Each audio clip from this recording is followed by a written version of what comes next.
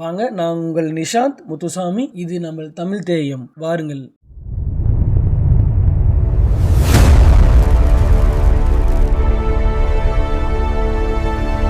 இப்போ அந்த 1885 நீங்கள் பார்த்தாவே தெரியும், நம்ம வந்து பிரிட்டிஷ் கீழே இருக்கிற ஒரு நாடாக இருந்தோம். நீங்கள் அந்த வலதுபுறத்தில் பார்த்தீங்கன்னா பிரிட்டிஷ் ஆண்ட மொத்த நாடு இருக்கு, ஒரு வரைபடம் இருக்கும். அந்த வரைபடம் எதுக்கு இருக்குன்னா, இப்போது நம்ம வலதுசாரின்றது என்ன அர்த்தம்னா, பிரிட்டிஷோட கவர்மெண்ட்டுன்றதுனால அவங்க பெர்ஸ்பெக்டிவ், அவங்களோட பார்வையில் நம்ம வந்து அவங்க வலதுசாரியாக இருப்பாங்க. அதுவே நம்ம இந்தியாவில் வந்து ஒன்றுபட்ட பாகிஸ்தான், இந்தியா ஒன்றுபட்ட நாடாக இருந்தபோது நம்ம அந்த நாடை தான் வந்து இடதுசாரியாக, அதாவது நம்மளை கன்சிடர் பண்ணிப்போம் மக்கள்லாம் இருக்கும்போது. அப்போது இந்த ரெண்டுத்துக்கு தான் வலதுசாரி இடதுசாரியே இந்த இடத்துல கணக்கு வரும். நம்ம வந்து ஒரு பிரிட்டிஷ் தான் அரசாங்கம், மெயின் அரசாங்கம் இருக்கும். அப்போது வந்து அந்த அரசாங்கம் முடிவு, அந்த ஆதிக்கம், அது எல்லாமே வலதுசாரியாகவும், நம்ம நாட்டோட மக்கள் அந்த இதெல்லாம் வந்து இடதுசாரியாகவும் இருக்கும். இப்போ நம்ம பார்க்கலாம். இப்போது 885 தான் முதல்ல காங்கிரஸ்ன்ற ஒரு கட்சியே உருவாக்கப்படுது. அப்போது அந்த கட்சி வந்து யாரால் உருவாக்கப்பட்டது அப்படின்றதெல்லாம் நம்ம வரலாறு இங்கே பார்க்க போகிறதில்ல.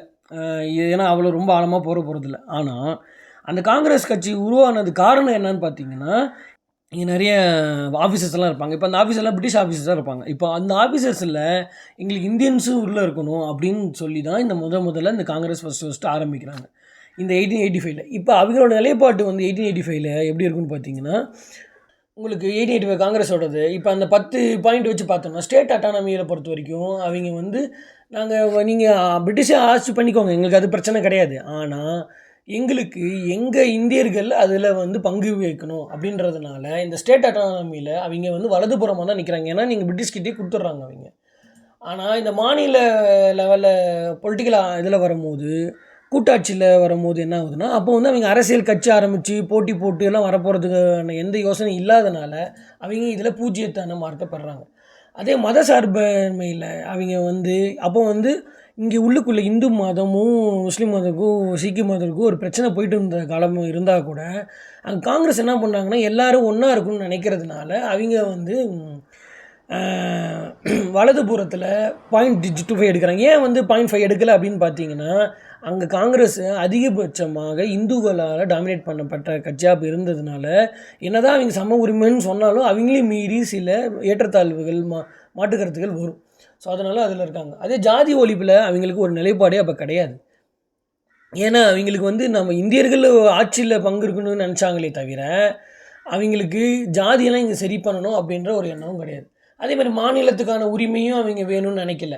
அதே மாதிரி அவங்க அடையாளப்படுத்திக்கிட்டது வந்து தாங்க இந்தியர்களாக அறிமுகப்படுத்தது கூட, அவங்க வந்து நாங்கள் பிரிட்டிஷ் கீழே இருக்கிற இந்தியர்கள் அப்படின்றத அவங்க அப்படி தான் வந்து அவங்க இந்த இந்தியர்களை அடையாளப்படுத்திக்கிறத மட்டும் பார்த்திங்கன்னா, அவங்க பிரிட்டிஷ்கிட்டேருந்து ஒதுங்கி வராங்க. நாங்கள் வந்து பிரிட்டிஷ் கீழே இருக்கோம், நாங்கள் வந்து இந்தியர்கள், நாங்கள் இந்தியர்களாக பிறந்திருக்கோம், நாங்கள் பிரிட்டிஷ்காரன் கிடையாதுன்னு சொல்கிறதுனால அவங்க வலதுபுறத்தில் இனவாதம் பேசுகிற மாதிரி இருக்குது. பட் இது வந்து நல்லது, இது சரி தானே. இப்போ நான் இந்திய நாட்டில் இந்தியன் தானே சொல்லணும் அப்படின்னு நினச்சிங்கன்னா, இதுதான் முக்கியமான விஷயம் இருக்குது. அரசு யாருன்னு பார்க்கணும். ஒரு நாட்டோட அப்போது யாரோட அதிகாரம் கிட்ட இருக்குன்னு பார்க்கணும். அந்த அதிகாரம் வந்து இப்போ பிரிட்டிஷ்கிட்ட இருக்குது அப்படின்னா, அவங்க பிரிட்டிஷை உட்படுத்தி அவங்க வந்து கேட்டாங்கன்னா தான் அது வந்து வலதுபுறத்தில் போகும். அது இல்லாமல் பிறப்பின் அடிப்படையில் நான் இப்போ இந்தியனாக பிறக்கிறனால எனக்கு உரிமை வேணும், நான் இந்தியன் அப்படின்னு அவங்க சொல்கிறாங்க அப்படின்னா, இந்த பிரிட்டிஷோட பார்வையில் இவங்க வந்து வலதுசாரியாக தான் வருவாங்க. அதனால தான் இங்கே வந்து பார்த்திங்கன்னா உங்களுக்கு 0.5 பாயிண்ட் அவங்க எடுத்திருக்காங்க. அப்புறம் அதே வந்து மாநில ரிசோர்ஸஸை வந்து பாதுகாக்கிறதுல பற்றி அவங்களுக்கு எந்த பெரிய கவலையும் அப்போ இல்லை. அப்போ வந்து அவங்க மத ரீதியாக சண்டை வந்ததுனால மட்டும்தான் அந்த மதத்தில் வந்து உரிமைகளும் ப்ராப்பரான வகுப்பு வாரிகள் அதில் இருக்கணும் அப்படின்றதுனால அவங்க வந்து அதில் வந்து 0.25 மார்க்கை லெஃப்டில் எடுக்கிறாங்க. ஆனால் ஜாதி ரீதியாவோ இல்லை பாலின ரீதியாகவோ அவங்களுக்கு வந்து எந்த முக்கியத்துவமும் அவங்களுக்கு முன்னுரிமையும் தரணும்னு எதிர்பார்க்கல ஆரம்ப காலத்தில். அதனால் அவங்களுக்கு பார்த்திங்கன்னா மொத்தமாகவே இது எல்லாத்தையும் ஆட் பண்ணி பார்த்திங்கன்னா அவங்க வந்து 0.5 லெஃப்ட் எடுக்கிறாங்க. அதாவது நீங்கள் இது எப்படி கணக்கு போடுவீங்கன்னு பார்த்தீங்கன்னா, ஃபார் எக்ஸாம்பிள் நான் வந்து இதில் வந்து ரைட்டில் வரதெல்லாம் மைனஸ் ஆகும், லெஃப்ட்டில் வரதெல்லாம் பாசிட்டிவாகவும் நம்பர் எடுத்து ஆட் பண்ணும்போது எனக்கு இவங்க டோட்டல் ஸ்கோர் வந்து 0.5ன்னு வந்திருக்கு. அப்போது இவங்க இந்த காங்கிரஸை வந்து பொலிட்டிக்கல் ஆக்சிஸில் நீங்கள் போடணும் அப்படின்ற போது அவங்க 0.5% மார்க்கில் வந்து நிற்கிறாங்க. அது 0.5 இடதுசாரியில் வராங்க. அது ரொம்ப முக்கியமாக பார்க்க வேண்டியது. ஸோ மொத்தமாக இதை நீங்கள் பார்த்தீங்கன்னா சில விஷயத்துக்குள்ளே அவங்க வந்து வலதுசாரியாகவும் இருக்காங்க, சில விஷயத்தில் அவங்க இடதுசாரியாகவும் இருக்காங்க. ஆனால் ஒவ்வொரு விஷயமும் சேர்ந்து மொத்தமாக கன்சல்டேட் பண்ணும்போது பார்க்கும்போது அவங்க வந்து இடதுசாரி பக்கமாக 0.5 எடுக்கிறாங்க. ஸோ இந்த 0.5ன்றது ஒன்றும் இல்லை, கிட்டத்தட்ட மையவாதம் தான், சென்ட்ரலில் நிற்கிறாங்க. அதுவே நீங்கள் சமூக நிலைப்பாட்டை பாருங்களேன்.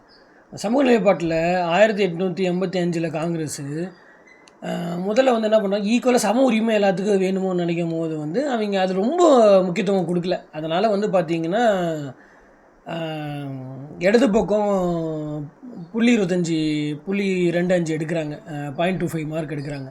இலவச குடிநீருக்கும் சத்தான உணவு பற்றியான விஷயங்களில் பார்த்திங்கன்னா அவங்களுக்கு பெரிய கொள்கை நிலைப்பாடெலாம் கிடையாது. அப்போ படிப்பு பற்றியான விஷயங்கள், இது மாதிரி எல்லாத்துக்கும் இலவசமான கல்வியும் மருத்துவம் வேணுமா அப்படின்ற நிலைப்பாட்டில் பார்த்திங்கன்னாலும் அதில் பெரிய ஈடுபாடில் அதுலேயும் பூஞ்சியாக தான் வராங்க. அவங்க என்ன தான் செக்குலரிசம் சொன்னாலுமே அவங்க வந்து காங்கிரஸ் வந்து ஒரு இந்துவால் அதிகமாக சேர்க்கப்பட்ட கட்சின்றதுனால அங்கே வந்து மற்ற மதத்துக்கான உரிமைகள் முழுசாக பற்றி பேசப்படலை.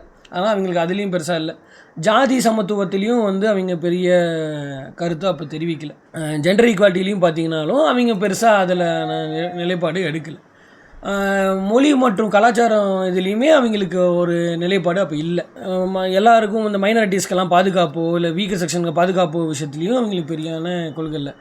ஆனால் அவங்கள வந்து ஈஸியாக அப்ரோச் பண்ண முடியும்னா பொதுமக்கள் வந்து ஈஸியாக அவங்களால அப்ரோச் பண்ண முடியும் அவங்ககிட்ட. அவங்களுக்கு வந்து இந்த டைமில் 1885 வரும்போது அவங்களுக்கு வெறும் வந்து அரசு அலுவலகத்தில் இந்தியன்ஸுக்கும் அதிக ப்ரிஃபரன்ஸ் இருக்கணும், உரிமை இருக்கணும் அப்படின்னு நினச்சனால அவங்க இந்த விஷயத்தை பற்றியான எந்த கொள்கையும் கொண்டு இல்லாதனால சோஷியலில் பார்த்திங்கன்னா இவங்க மொத்த ஸ்கோருமே அதே 0.5 தான் வந்து நிற்கிது. இதை தான் நீங்கள் வந்து அரசியல் நிலைப்பாட்டிலையும் 0.5 வாங்கினாங்க, இதுலேயும் 0.5 தான் வாங்கியிருக்காங்க. இந்த பொருளாதார நிலைப்பாட்டில் என்னென்னா 1885 அவங்க பொருளாதார நிலைப்பாடுன்னு ஒன்று கிடையவே கிடையாது. அவங்களுக்கு வெறும் அலுவலகத்தில் இந்தியர்களுக்கு முன்னுரிமை வேணும் அப்படின்றது ஒரே ஒரு இது வச்சுருந்ததுனால அவங்க இந்த பொருளாதார நிலைப்பாட்டிலையும் பூஜ்ஜியத்தை தான் பெறுறாங்க. ஸோ இது எல்லாமே பார்த்திங்கன்னா 1885 அவங்க வெறும் மையத்தில் தான் அதிகபட்சம் நிற்கிறாங்க. 906 அதாவது 1906 பார்த்திங்கன்னா தான் முதல்ல காங்கிரஸுக்குன்னு ஒரு